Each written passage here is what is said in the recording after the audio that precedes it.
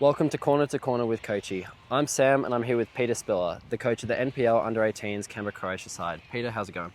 Yeah, good, thanks, Sam. So Peter, you've had to plan 3 sessions a week for about 6 months. What's your philosophy with planning all these sessions and how do you keep them structured?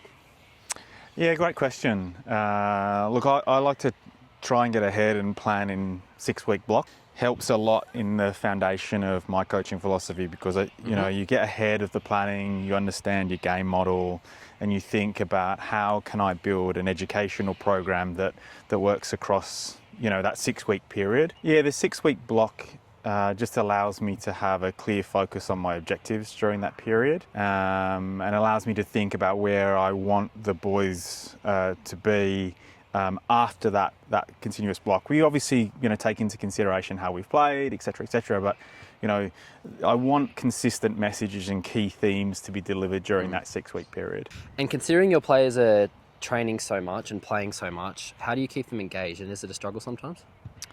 Look, I mean, it can be. I think that the element of fun, the kids come to play football, so my philosophy is to try and always have a lot of time with the ball. We do, very little just straight running. Because the kids don't come to do running. Lots of them go to the gym outside of football, and so my focus is on improving their technical and tactical ability right there on the football pitch. Yeah, and so you mentioned their technical and tactical ability. How do you train that, and how do you keep them consistent with that, especially when you're versing teams who might be of a different ability or play completely differently to how you've prepared? Yeah, well, I mean, in terms of the contract of a week, I try and I'll have a week, a theme for the week, so that the messaging can be consistent, and we can actually deliver approach that says, on Monday, or our first session of the week, what is the technical theme? Yep. When we ground that in, some drills that might be unopposed, we might be really coaching specifically around that theme.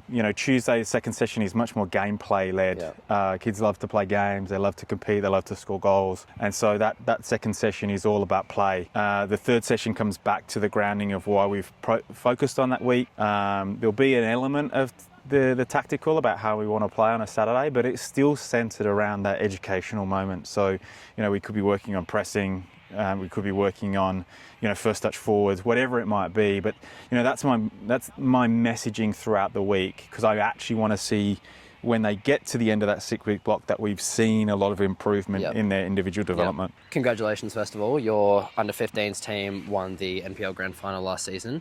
How do you coach differently in those high-pressure games, such as a Grand Final or a semi-final? And how do you keep your players from suffering from that pressure and it affecting their performance? Yeah, thanks, Sam. Thanks for the congratulations. I think we went back-to-back last year. So, under-14s for my side and under-15s. So a lot of the core of that side went really, really well for 2 years. Being from the UK, I really love a league competition. Yeah. The final series is so foreign to me because if you perform over the 27 rounds or how many we play at the moment, and you're top of the league, to me that's a greater achievement than winning in a one-off game. Yeah. Grand finals are artificial a little bit, and it's almost like a cup final. I'd love to see Capital Football introduce an actual cup competition rather than a final series for juniors and for NPL. But it's so much pressure on that one game. So I try and keep things as consistent as possible. We might practice penalties throughout the week just for a little bit of banter and a little bit of fun. Friendly competition, but for me, that grand final adds extra pressure. So I try and keep things as consistent as you can. Similar warm-up, similar approach, similar formations, and try not to actually coach for the win. You obviously want the win. Yeah. You get that far, but you try not to coach for that win because that just adds extra pressure. Yeah. And it also is a great experience for the players to play in a game where there's so much riding on it and so much pressure, and the people watching, not every player gets that experience, which kind of brings me to my next question. Why do you coach? Yeah, it's a great question. I think we all have the best intentions as parents to get involved in our kids' football. But for me, I love football. Loved playing it growing up. Loved it in the UK. Loved it here. As much as I can immerse myself in football, I'll do so. Yeah. I love to see growth and development in players, in myself, in other coaches. So for me, that's what I get a kick out of, is really making sure that players, whether or not being in a 6-week block, one session, a season, we can actually measure progress or see progress from a player's perspective, confidence, ability, all those sorts of things. I get a real kick out of seeing the development of my players. Now let's head over to your Kochi bag. Yeah. And explain to us your Kochi system and what you use it for.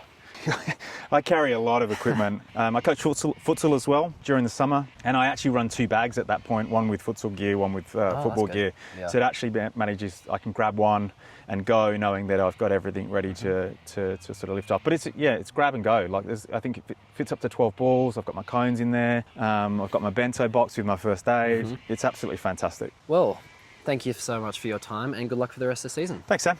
Nice to chat.